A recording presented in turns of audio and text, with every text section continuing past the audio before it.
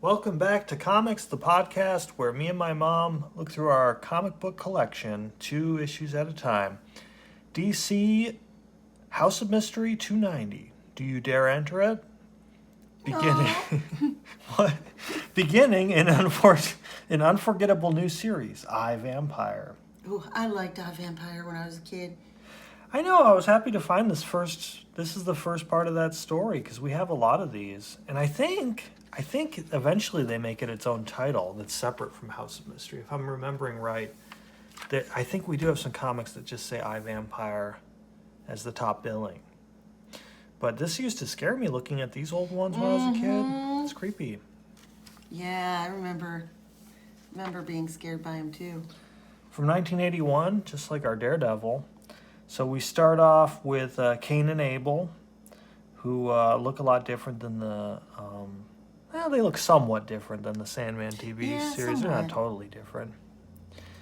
And he's introducing Andrew Bennett, who is a tormented soul cursed to walk this earth for the past 400 years, seeking to destroy an undying evil. And his story begins on the very next page. I like the colors, though, on everything going on. It's a busy page. The astronauts? I know, I was wondering about the astronauts, and I think it's supposed to connect to something they promo at the end of this. There's an ad for Mysteries in Space or something like that. It looks cool, and I don't think we own any, so I kind of want to see if I can find a cheap one on eBay. Mystery in Space, which I think is like a space horror series. Yeah. The galaxy's greatest writers, the galaxy's greatest adventurers, and the galaxy's greatest artists. Is this C-3PO's origin story? Mm-hmm. Mordo! No! They seem to have a horror kind of vibe to them Yeah. now. These horrible ants in space. That looks cool. Yeah, I'd like to track some of those down. So this is I, Vampire, and this is kind of like his origin, written by J.M. DeMatteis and drawn by Tom Sutton. And he's the protagonist, Andrew, and he kind of tells how he became a vampire in this one. And he also has these 2 side characters, Deborah and this Russian guy here. I'll look for his name here in a moment. But they're kind of like our human... I guess they're the reason we have to have the rules of the world explained to us, because they're learning about vampires or something, or they talk about it amongst themselves. It's not like the Van Helsings, or... Well, I guess they're knowledgeable about them, but they talk about like what the vampires are doing, and it helps us understand as the audience. But yeah, they're kind of, I think they're vampire hunters, but not specifically Van Helsing ones. I like how they're sticking with the old canon of vampire that can change into a wolf. Yeah, they can change into multiple things, not just a bat. Is the fog? Is it the fog? He doesn't become a fog in this one, but I bet he could if he wanted to. He just didn't feel like it in this issue. He says, "Oh my God." Deborah Dancer and Dmitri Mishkin, that's who the 2 human characters are, were so lost in their task that they failed to notice the wild-eyed wolf that leapt silently onto the roof with furtive grace. I like how they're like pretty high up, and he decides to be a wolf. Assume a defensive posture, Deborah. Don't worry about me, old man. Worry about yourself. Jeez. Hey, wait, look at that thing. It's changing. Within a preternaturally thick veil of fog, there's the fog, the beast was being transformed, and from the center of the misty cloak, Ermigerd, I emerged. Good evening, Deborah Mishkin. Oh, Andrew, it's you. I thought it was one of them. What? He says, I didn't mean to startle you, but the wolf form is perfect for rooftop travel. Unlike that flying bat form. Yeah, that... I don't know how that makes any sense. Oh, I don't mind, Andrew. Ach, you both accept these perversions so casually. Believe me, Mishkin, I do not accept my condition casually. Mishkin and I had been associates for years, but still he feared me, loathed my undead ways, and I could not blame him. So here's his backstory. For he had not known me before. He had not known the cheerful lord, Andrew Bennett of Queen Elizabeth's court. He'd never heard me laugh or raise my voice in joyous song. I was a far different man then. I'd become something of a legend at court thanks to my daring exploits during the war with Spain. But I preferred being lionized for my ballads of peace. For I saw no glory in war. I saw only the corpses of innocents sent to their deaths for reasons they could never truly comprehend. And it made me sick. No doubt that would surprise Mishkin. And how would the old Russian react to the sight of Andrew Bennett in love? As if the word love could do justice to the ineffable feeling that united me with my darling Mary, the sea monkey. So he used to play the lute, I guess, and kill people. And kill people. He prefers to be remembered for his lute playing. Mary Seward was the Queen's personal handmaiden. She was also the woman I treasured above all who lived. She was my light, my life. Mary understood me, accepted me unconditionally, made every instant new and precious. She had an intuition, a way of seeing into the heart of things that often bordered on the psychic. And like a fool, I made jokes of her gifts. Andrew, please don't go riding tonight. Something feels wrong. Another vision, beloved? You'd do well to keep these things quiet, or the Queen will burn you as a witch. Ha ha ha. Till later, beloved. Till later, Andrew. So off I went, as I did every evening. I enjoyed the solitude, the silence, and the dark. Lord Bennett, is that you? The old man appeared from nowhere, a ghost riding a wave of moonlight. Do I know you, good sir? It is hard to pierce this gloom. Even at the sun's height you would not know me, Lord. Your soul is too pure, and thus your eyes will not see. His voice was enchanting, his tones somber, yet mellifluous. I felt somehow drawn to him, like a child to its mother's breast. See? See what? Oh, no. See that your vision of a just universe is a lie, that the goodness you embrace is a sham. Oh, boy. His crimson eyes were enticing, mesmerizing, my will drained like blood from a wound. Bow down to me, Lord, and peer into the black hub of the universe. Look beyond man's limited perception and see the core of evil, of despicable debauchery. His aged, cracked lips parted. That's such a nasty... Yes. He's like a orc from the animated Lord of the Rings or something. He's got a fleshiness to him. I will teach you the truth I alone have lived with for 500 years, and I knew what he was. But God forgive me, I was helpless to resist. The blood poured from me in a seemingly endless flow until, Andrew, my love, Mary? Was it hallucination, subconscious projection, psychic link? I cannot say. But the sight of that face and all it meant to me flooded me with strength, with a vital clarity, and I acted. Away from me, damn you. Life is not the horror you perpetrate. Ugh. He just throws him up. There is dignity in this world. There is meaning in this life, and such as you cannot be allowed to corrupt these fragile truths. I remembered the legends that haunted me as a child, legends of the creature that had the Irish called Dirg Dúil. Dirg Dúil. I knew, rolls right off the tongue. Yeah. I knew what had to be done to destroy this inhuman filth, and I did it. But my triumph had come too late. I'd lost more blood than I'd realized. Mary. My vision blurred, my insides turned to slivers of ice, and in the year of our Lord, 1591, I died. So I guess he gets, because he's not fully drained of blood, he becomes a vampire. The vampire didn't finish killing him. Because in some of the vampire myths, you have to drink the vampire's blood to become a vampire, not just their prey, right? Right. So he's a vampire slayer and a vampire, just like Blade, basically. He's basically Blade. But he's not a daywalker, as far as I can tell. For 3 days and nights, unholy sleep took me, and when I finally returned to my opulent quarters within the castle, why is Andrew avoiding me? Why doesn't he leave his rooms? He must know how worried I am. There's something wrong here, something terribly wrong. I just know it? Mary!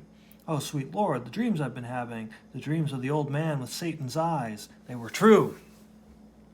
Trembling, I dropped the chalice of deer's blood and, in racked sobs of torment, told Mary my tale. And when I'd finished, Andrew, I love you more than life itself. I must be by your side for all eternity. Make me what you are, my love.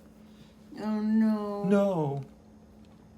But the surging bloodlust and the aching loneliness of my damned soul said yes.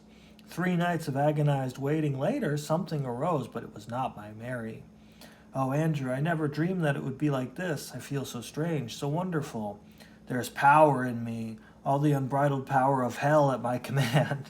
Oh, no. We are superior to the human rabble now, Andrew. We can have this kingdom in our hands. No one can stop us. We shall be rulers on a throne of blood. What are you saying, Mary? Your words are twisted and unclean like his. I have made you a thing like him. You dare reject me after I saved my life for you? Gave I my life? gave up my life for you. You shall pay for this indignity, Andrew Bennett. By the devil, Oh, you'll right. pay.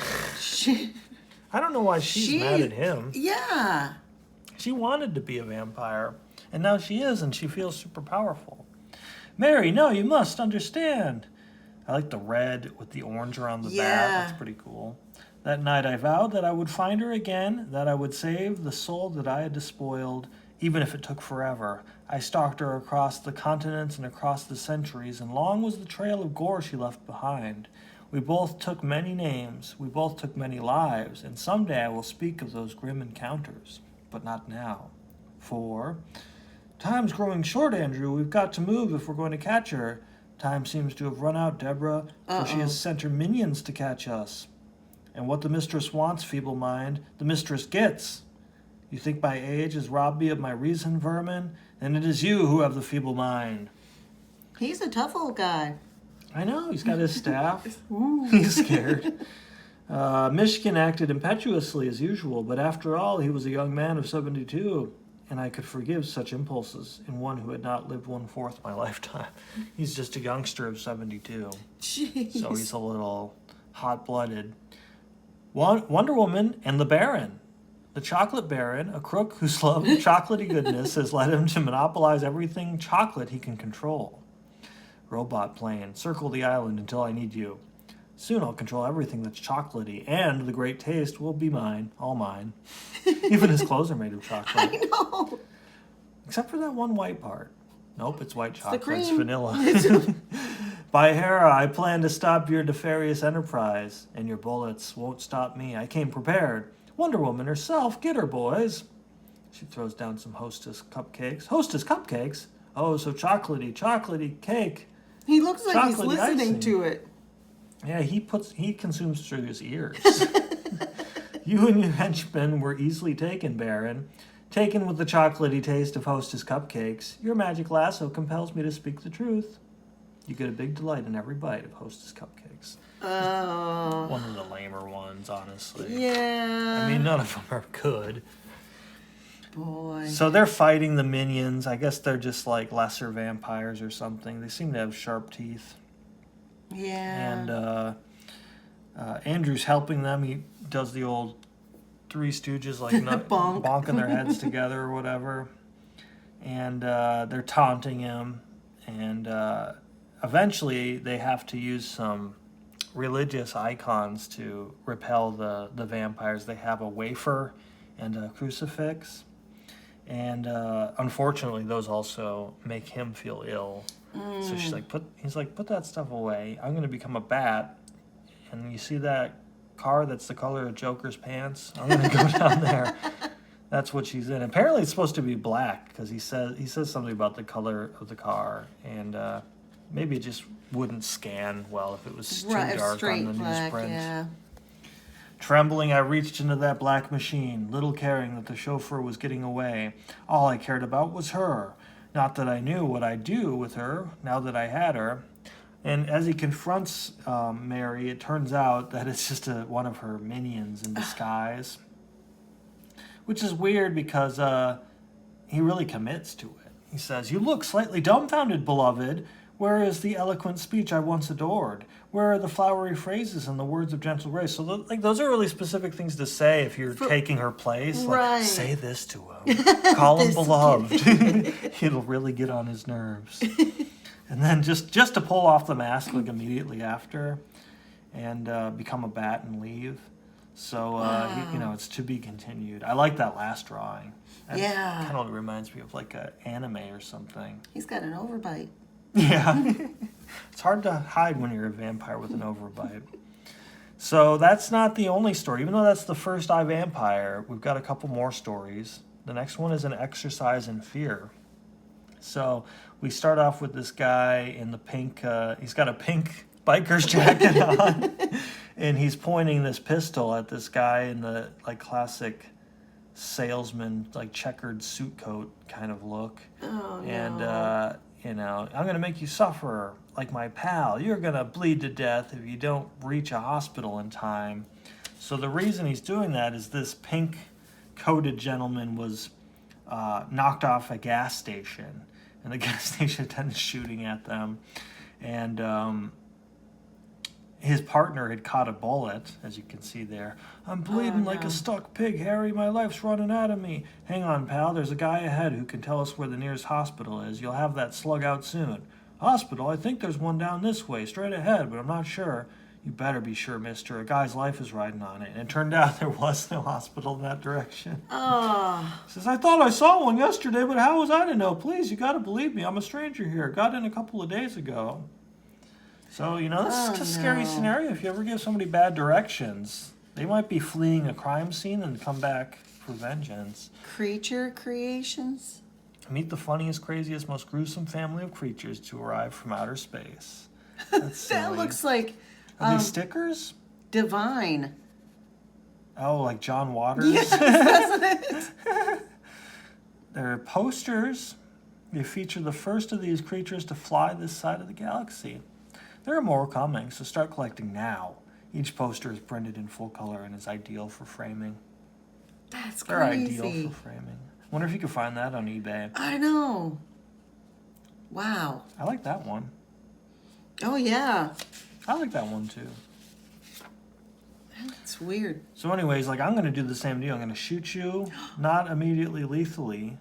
And if you can make it out of this cemetery at night to a hospital, then you'll live. But you get the same scenario as my friend that you inadvertently, I don't know if you could even say killed him. He just gave him bad advice. He was doing his best, He though. was new to town. He should have said, ask someone else, I'm new to town. Yeah. So he's Jeez. wandering around, bleeding out, and he's desperate on his unsteady feet. Somewhere there must be a gate, an exit. This path's got to lead to it. Oh no, all those paths. It's like a maze. How am I going to find the shortest path out as quick as possible? He felt as if his whole body was being crushed in a vice as sticky ooze matted his fingers. His body broke under the overpowering pressure. For a moment, he weaved forward crazily, staggered, stumbled. Then, it's crazy nightmare. I can't let this happen to me, to die like this. Must go on, on. Comics have a lot of dialogue where people are saying a word or phrase, and then there's an ellipses and then another. Yeah. Or they do the I dash I, like the stutter. Makes reading it out loud really weird. How long he crept and crawled, his numbing mind couldn't fathom. Until, hopeless, hopeless, if only I can find an open grave and fall in. It's I don't want to die out in the open. And just before his heavy throbbing lids closed in the vacuum of a coma ending his suffering, everything getting hazy, but seeing things, having hallucinations. Dawn was tinting the sky when, gliding into the cemetery, his beady eyes glinting with victory, there came, the punk ought to be dead by now, all I want to do is find him so I can see him laying there where he belongs, rotting. The car crisscrossed the cemetery until, there's my pigeon, and from the looks of him, he's had it. I evened the score. Hey, you still living? But it won't be for long. You already look more dead than alive. What are you muttering about? Trying to tell me something? Yes, he was trying to warn him, but only mournful moans gurgled in his blood-clotted throat. And his own car crushes him, I guess. Oh. I don't know if it's like ghosts that made it go out of park or something. They don't really explain it, but is that because there's spirits emanating. I don't know if he says they're hallucinations, but it also doesn't say I forgot to put my parking brake on or whatever. Almost paralyzed with pain, Joe dragged his tortured body towards the car, slithered up into the seat. Now I can find the way out, get help, reach a hospital. Lucky Joe. He'd have been an unburied corpse in that graveyard if his tormentor hadn't returned to gloat and be crushed by his own car. Wow. I don't like when they put an ad on the same page. Yeah. That's no. Come on, maybe you could explain. I want to see a little ghost push the shifter or something to explain why it came undone. Bald head wig. Ooh, just what I need. So, a silent dog whistle. It only works on silent dogs. We get those a lot of times. Do they work? It didn't seem like it. Phony arm cast. Can get sympathy. Realistic replica of plaster cast with arm sling, a sympathy winner and a great excuse. Where to, just in case they don't believe you. So this one starts off where he says, "Blast you, Ellsworth. I told you to never disturb me before noon. What's that? A surprise for me? Very well. I'll be right over." This is Simon Snark, the most famous special effects designer in showbiz. So he goes down and sees this woman flirting with him, and that surprises him. And Stark talks to her for a moment and goes to touch her and falls through because it's a hologram. And there's a different guy in his Hulk purple suit saying, "Did I keep my promise, Simon? Are you surprised?" Well, this is Ellsworth. Ellsworth, how did you do it? The secret's all in these plans. It's the first 3D image that doesn't require special glasses. Think how rich, how famous we'll be. Of course, we'll have to get a patent before we show it to Mr. Bingham. Now, Ellsworth, you know the rules. Any new special effects get patented in my name only. So they actually work together. He does all the work, and then he rips it off, is basically the arrangement they have here. Even if you helped to create them. But Simon, I invented all your patents. That's beside the point, Ellsworth. Get back to work. Some days later, in the office of the studio president, so, he's passing it off as his own invention. They say, "Amazing, incredible, it's going to revolutionize the movie industry. Thank you, Mr. Bingham, and don't you agree it should be named after the inventor?" "Oh, absolutely, Simon. We'll name it the Snark process. How does that sound to you?" And he overhears that. Ellsworth does. What the hell? Let's see. So they're previewing this big serpent here. Ha, what realism! Where do you get all these marvelous ideas, Simon? Why don't they ask me? But Simon, I was late because the bus got a flat tire. Tut, you know the rules, Ellsworth. I'm docking you an hour's pay. It's not only does he take credit for all of his inventions, but he's really strict with his stupid rules. He's asking for it. I know he's going to make this guy snap. Who is that quiet little fellow over there? He performs odd jobs for me. Cutting, splicing, that sort of thing. I know, right? He has opportunities to give him credit. In fact, Simon's whole career was built on Ellsworth's ideas. It's not fair. I do all the work and he gets all the money and the credit. Once and for all, I'm going to have it out with him. But always the outcome was the same. Simon, about that raise you promised me? Oh, yes, the raise. Well, I spoke to Mr. Bingham about it. It's just not possible. The movie business has been falling off lately, I know no such thing. If you can't convey my true worth to Mr. Bingham, I'll simply have to do it myself. Hold it, Squirt. You'll do nothing of the kind. Ouch, you're hurting me, Simon. I'll do a lot more if you ever try going over my head to the boss. I'm in charge here, and I give the orders, understand? Oh, yes, sir. Don't mess with an inventor. It's not going to play out well. He'll invent your death. That's a good fellow. In fact, to prove there are no hard feelings, you'll find an extra $5 in your next pay envelope. Now get back to work. If you need me, I'll be dining at the Brown Derby. And so, anyway, he's like, I'm going to get my revenge. And shortly, Ellsworth began to indulge in strange activities. Well, who ordered these ugly noises? Nobody, Simon. It's just a little pet project. And he's growing suspicious of what Ellsworth is working on. He says, "Oh, you're trying to do an invention and take all the credit for yourself." He says, "I wouldn't think of doing that. In fact, go to the screening room. I'll show you what I've been working on." And as the lights dim, "Remarkable, Ellsworth. I can feel actual heat of the fire, smell the sulfur fumes. This will be my greatest invention yet. The figures, they seem so real." "Yeah, they are real. Ha ha ha ha ha. So there's like devils and demons torturing Oh, him. no. Did he invent a portal? I guess. Doesn't really explain it. Ellsworth, that's enough. It's too realistic. Stop the cameras. Help, someone get me out of here. He like captured him in the celluloid. Too late, Simon. There you'll remain immortalized on film for all the world to marvel at. The studio had a smash hit and Ellsworth achieved fame and fortune at last. I don't think I would go to see a movie that's just a guy being like, let me out of here, Ellsworth, Yeah. and he's being tortured. What kind of plot is that? Yeah, yeah. There's no explanation or anything. Yeah, it's hard to believe he's only acting. Isn't he marvelous? Ah, yes, poor little Ellsworth had especially effective revenge, wouldn't you say? And then we have one that more. Was, but Yeah, both of the B stories have like, they wrap it up a little too quickly, I feel like. yeah. But, you know, that's kind of how these tend to work, is like somebody gets their just desserts. I think that's how Yeah. they take the horror out of it. If like a kid is reading this, it's like, as long as I don't rip off other people's inventions or give bad directions to the hospital, I won't be killed. Well, actually, giving bad direction to the hospital, you might get shot, but you won't be killed. But right. Don't forget to put your car in park and then taunt somebody. You're going down. Then we have a little brief one-page cartoon. Kane's game room. So this is your cousin Fifi from France. I heard she's pretty good. That's right, Floss. Go ahead, ask her to do something. Okay, let's see her turn Princey here into a mouse. Okay, Fifi. Give a mouse. Bzzzt. He becomes a moose. Like I said, she's good, but she still has a wee bit of trouble with the language. So I guess she thought mouse and moose were the same thing. And this week we've got Spider-Man, Spectacular Spider-Man, in fact. I really like this Spectacular. Rhino cover. He Yeah. almost looks like an anime character in his face. It the does. Expressiveness. It really does, yeah.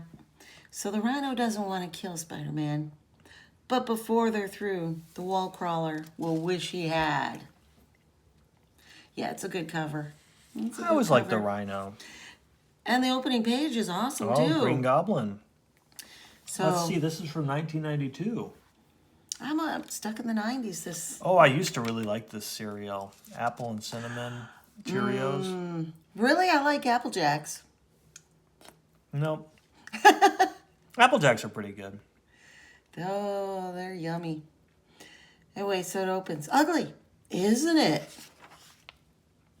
Such an evil, soulless face and that grin.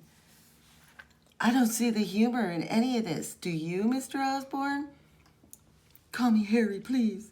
After all, Doc Kafka, if you're going to plumb the depths of my psyche, we might as well be on familiar terms. You didn't answer my question. Do I see any humor in this? To be perfectly honest, Doctor, I think it's a scream. Fog's thick tonight. Isn't that great? It looks Just like see the his top of a horn. building, Or yeah. like a shark or something. Mm-hmm. Doo-doo. I understand the power of masks, the freedom. Slip behind a false face, hide your weakness from the world, and we can become everything we're not. Everything our mothers and fathers, wives and friends told us we could never be. But here's a problem with masks, Harry. It gets dark in here, a little hard to breathe, a little scary, and very alone. You feel very alone, Harry, don't you? And he increasingly sweats more. His hair's always weird. Yeah, the texture of it's really weird. Yeah. And he's got a widow's peak. It's one thing that's weird is the mask has just like no eye. And rather than see the size of her eyes. Right. And seeing like the skin around her, the eyebrow, like we saw with Catwoman. You're telling me the whites of our... When you put that mask on, it makes your pupils like itty-bitty pinholes and giant whites of your eyes. And all that shows is your white teeth. Like, she doesn't have to be grinning while Right. she wears it. She's taunting him. Wow, yeah, true. And then, it's mine, give it to me. Crack, give it to me. Dang. I need to get stronger glass. Dude, Good. Uh-oh. I like the fog. Rhinos like the fog. It's their natural habitat. Kafka, you thief! You witch! Give me that mask, or I swear I'll kill you. Do you hear me? And security rushes in and stops her, and Harry keeps screaming, "I'll kill you!" And then she gets mad at security for coming in because she wants to keep delving deeper, and. And then we have Spider-Man here. And he goes, "They're just doing their job. Truth is, we don't know the limits of Harry's power. He might very well have gotten through. He's never killed before, but I'd hate to see my favorite therapist become the first exception to the rule." So this is bulletproof and protective glass. Dang. "Look, Spider-Man, you're the one who convinced the police to bring Osborn here to NYU. How am I going to help him get to the roots of his madness if I've got armed guards jumping every time he so much as says boo?" And then, "You're not. In fact, we're moving Osborn out of here. As of this moment, you are off this case." "What? Why?" "Medical journals have made a big deal about your progress on that vermin thing, but as far as the police department's concerned, all you did was stick your face where it didn't belong." It kind of seemed like that, like the mask took over control of her in a way. Yeah. I don't know. That's kind of how it read to me. Yeah, I just don't see how antagonizing him is going to help him have some kind Right? of breakthrough. And she goes, "Lots of people died when vermin busted out of here, including a couple of cops. And you can bet we're not going to let that happen again. You have no right. Got all the evidence we found in that house says Osborn is the Green Goblin. That means he's got years of criminal activity to answer for. I've got a case to put together, lady, and a lunatic to lock up in the vault," which is a prison for Super criminals. super criminals. Thanks, Danny. So Peter's like, "They can't do this. He doesn't need to be in prison. He needs help. Your stake in this seems extremely personal. Why are you..." "Peter?" They both turn in silence. Peter Pumpkin Eater. I love a good nursery rhyme. Don't you?" Means That was a close one. Yes. "Means I can hide away, keep out of trouble." "Spider-Man, wait. Sorry, Doc, gotta go. I want to talk to you. I'm not in much of a talking mood, but I can see how upset you are, how worried." "Me worried? You've got me all wrong. Take my word for it, Doc. I haven't got a care in the world. Last thing I want right now is to attract attention. And another horn appears. This is a great scene. "I just want to get the job done, pick up the cash, and be on my way. I've had enough trouble for one lifetime. Fact is, ever since I first came to this country on that spy mission, I've had nothing but trouble. But that's all over now." So, way back in Amazing Spider-Man, I think number he was 41. a Russian spy or something like that. "I got the goblin signal, and I'm going to take our target down. Once that's done, my whole life changes. As of tonight, the Rhino gets his due." What is his deal? I can't remember. Like, is it a special suit? Yeah, I think it's bonded to his body, like he can't take it off or something. Oh, so he's the Rhino forever. Mm-hmm. He has a colostomy bag. He's never taken that thing off. Unless, of course, the goblin pulls a fast one and the money's not in the prearranged place. But I've got no reason to doubt him. He came through with the down payment money. He came down with the down payment. Money doesn't seem to matter much to him. You ask me, he's totally out of his mind. But I don't care. Crazy man wants to hire me. That's just fine. 'Cause all I care about, these cops. Who the devil is that? Looks like the Hulk. No, the Hulk's green. I thought he was gray. And then continues to Rhino's sentence, is getting home. So the Rhino wants to end his career. This is like the one that's going to be the big last big payout. job. Yep. And then he's going to go home. I've been a wanted man back there since I turned on my communist bosses and decided to go into business for myself. Thought a life of crime in America would be a lot better than being used and abused by the party. Well, gray or green, Hulk or not, he doesn't look like he's up to anything good. And sometimes it has been better when I'm not in jail or being pounded by some superhero. Fact is, I'm tired of it all. And now that the old government's gone, I can finally go back and see my family again. Hit the siren, let's take him. Right. With the money the goblins paying me for this hit, I should be able to bring them all over here. Make a good life for them. No more jails. No more superheroes. No more being afraid the party's going to hurt the people I love to get at me. Just a good, decent life. If there's anything in this world I want, that's it. And nothing. Wee-oo. Split-tag. So he takes down the cop car. Time was I would have gone out of my way to take those cops apart. Self-righteous bullies with their uniforms and guns. Choom. They're the same all over. Doesn't matter what flag they hide behind. You okay? Head's bleeding a little. Hit the windshield pretty hard, but I'm still standing. You? I think my wrist's broken, but let's worry about that later. No telling what damage this lunatic can do, who he can hurt. If we don't stop him. Yeah, I just love to hear them. I just love to tear them into little tiny pieces. Oh wow, the bullets are just bouncing right off of them. You think they'd shoot him in the face? Yeah, Guess they're trying. Even the bottom of his feet. Mm-hmm. But the whole point of this job is to do it fast and without attracting any undue attention. I haven't come this far just to screw up and back up in the can. No, sir, the sooner I get this done, the sooner I'm on the first plane home.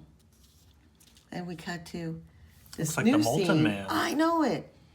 I had to read him the Dr. Seuss book 3 times, but the little guy's finally wore out. He should be fast asleep in no time. Is he all right? I guess. Kept asking why his daddy couldn't read to him. Daddy always reads me Hop on Pop. Why can't he read it to me tonight?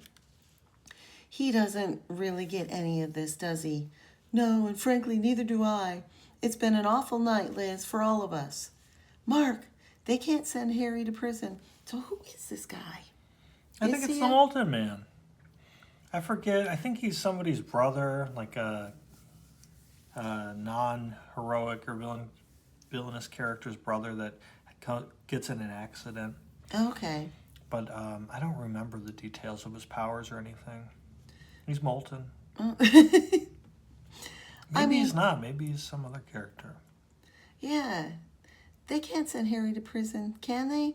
I mean, he didn't really do anything, break any law. If anyone did anything wrong, it was Spider-Man breaking into our house like that, pushing Harry to, come on, sis. So it's his sister. Spider-Man tried to help. Don't make him out to be the bad guy in this. Harry Osborn's wife. Yeah. And you're saying my husband's the villain? You're saying it's all his fault?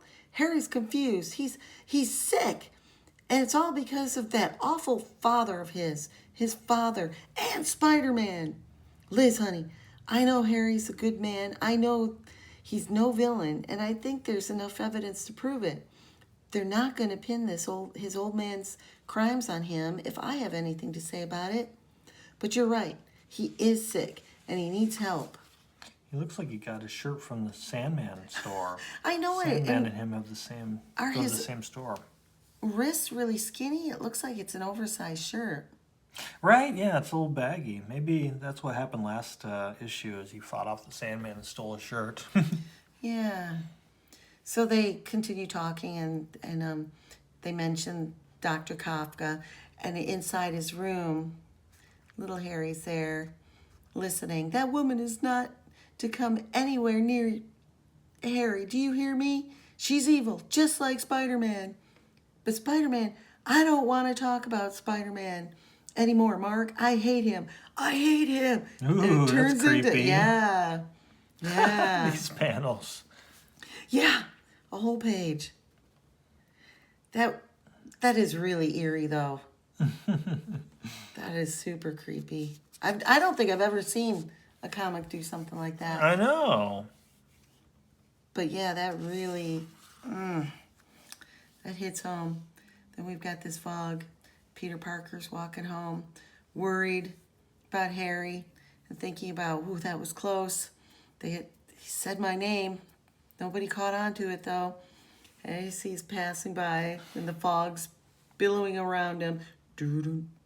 Why is he so low to the ground? I know. He's crawling around. In what is he? It says, I can come up with a plan.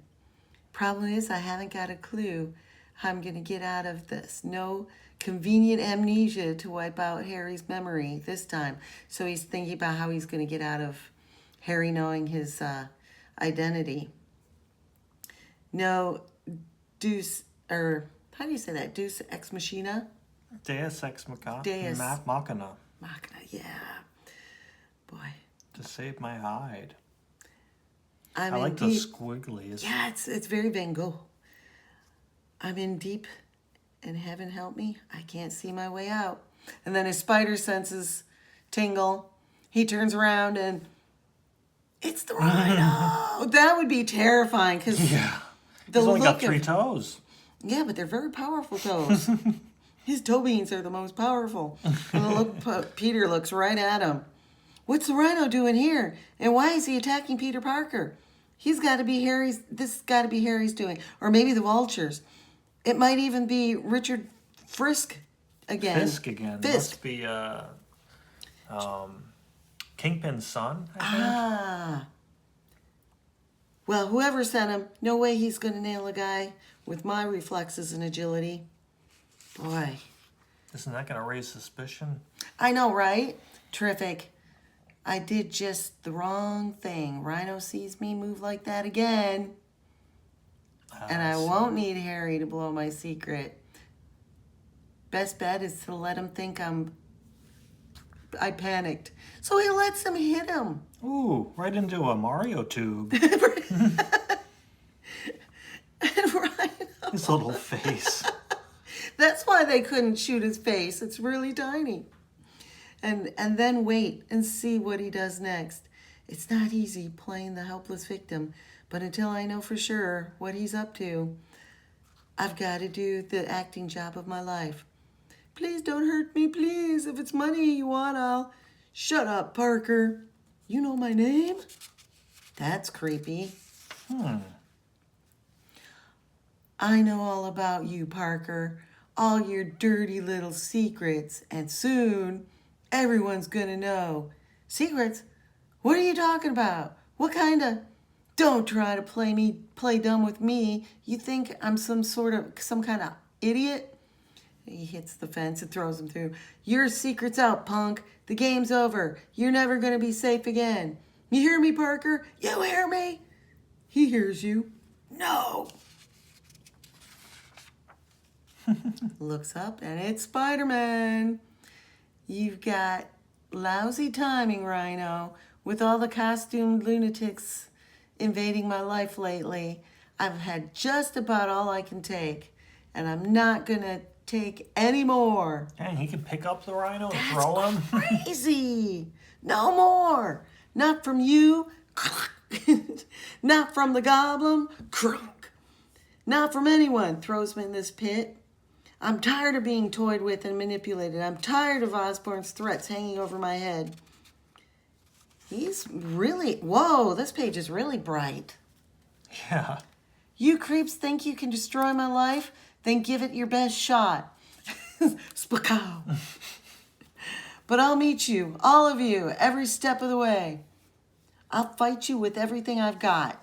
You're not going to hurt me or the people I love. I'll kill you first. I'll kill you! Dang.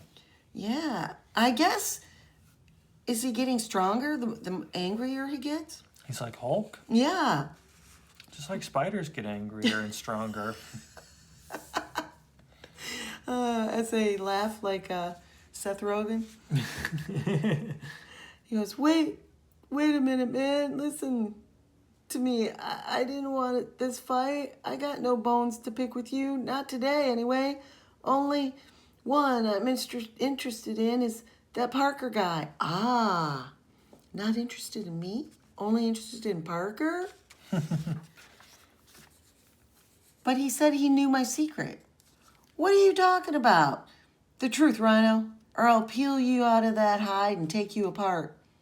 It was the goblin. He paid me to shake Parker up, scare him, pass along a message.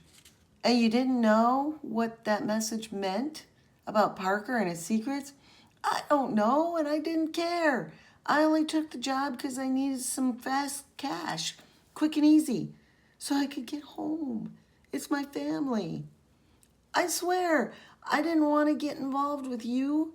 Last thing I wanted was trouble. Please, please, you've got to believe me. Silence. I do. I hope you understand. I didn't have anything against the guy. I just did it for my family. Pow. Thud. You should have given a little thought to Peter Parker's family. Hangs him up for the cops in his webbing. Harry. And then we get closer. Gotcha. That's Next, the man. He Booma. doesn't even have to stop grinning to speak. I know. Gotcha. Says right through his teeth. And his kid is the exact same way. Yeah. Did they ever do anything with his kid? Yeah, that's where the baby goblin comes from. Is there? No, I'm No. just kidding. I don't know.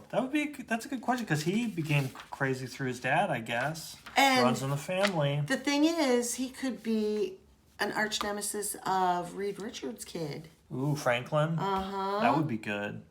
I don't know. Franklin, they made so powerful. They really blew It's it like fast. got reality warping powers. But yeah, if you liked reading these, like and comment and subscribe. And thanks for watching our video.